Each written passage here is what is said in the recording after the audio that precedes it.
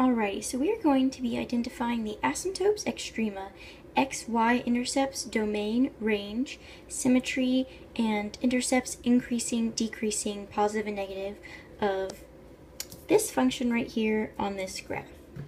So I already have this function graphed right here. So we're going to find the asymptotes first. So what are asymptotes? Asymptotes are where our function is undefined. Now, if we look at this graph that I already have written here, on the -2, the 2, and the 1, we have lines that our graph tries to reach, but doesn't quite. These are asymptotes. So, for our vertical asymptote, it's going to be x equals positive or -2, and for our horizontal asymptote, it's going to be y equals 1. Easy peasy. Now, what is an extrema?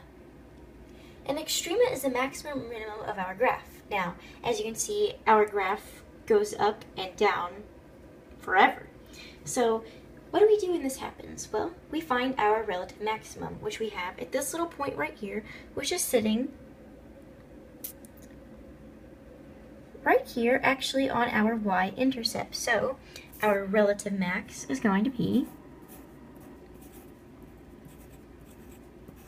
once again, easy peasy. Now, our intercepts, this is really easy. Intercepts are simply where our graph crosses the axis. Now, I already have all these dots colored in and already have them all written right here.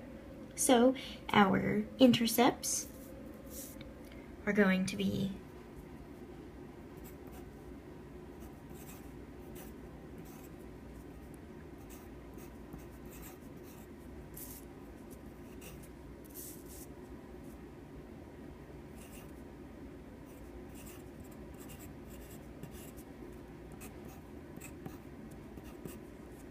easy peasy lemon squeezy. Now, our domain.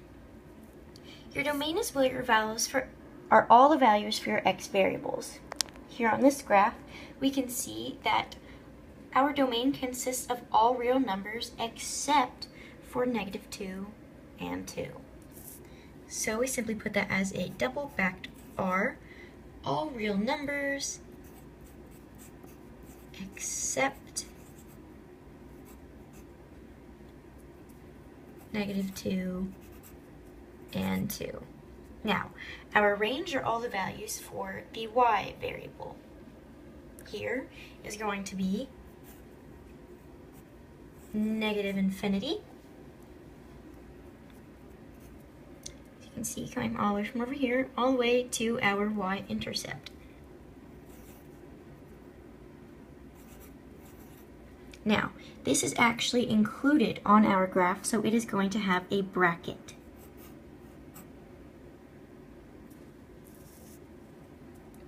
Next on from there, we have 1, and then on to positive infinity, which is exemplified right here. Now, symmetry. This is where it gets a little bit tricky, but it's okay. It's actually pretty easy. So, if we're going to start and try our y-axis symmetry, for example, we are going to substitute our x for -x. So everywhere you see an x, just make it negative.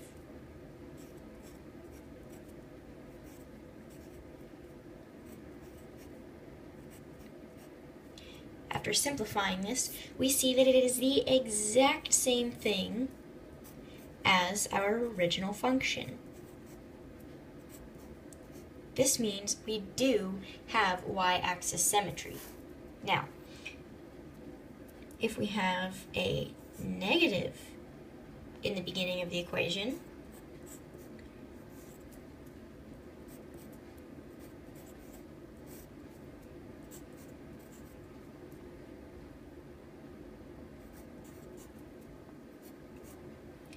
we see that this does not match our original function. Therefore, we have no origin symmetry.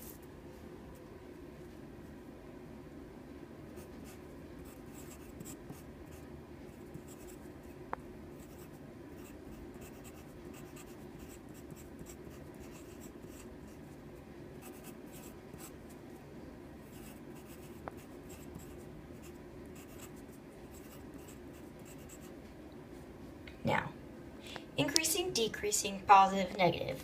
This is super easy. So, where our graph is increasing is where it's simply going zoop and zoop, and where it is decreasing, coming down, and once again down. All right, just by looking at this, we can really super easily see that we are increasing from negative infinity to -2, and then from -2 on to 0. Then we are decreasing, remember, going down the slide, from 0, 2, and then onto 2, onto positive infinity. Now, positive and negative. Once again, it's super easy to know which ones are positive and which ones are negative. Whatever is above the x-axis is going to be positive, and whatever is below the x-axis is going to be negative.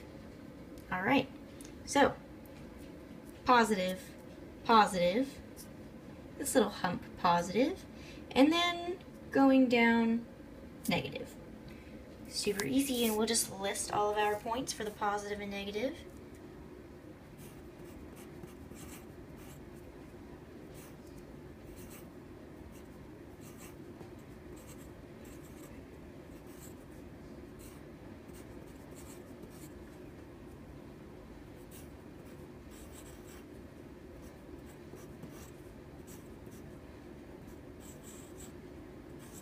And would you look at that? We have all of this filled out just by looking at this simple graph that we got from our function. And that is all.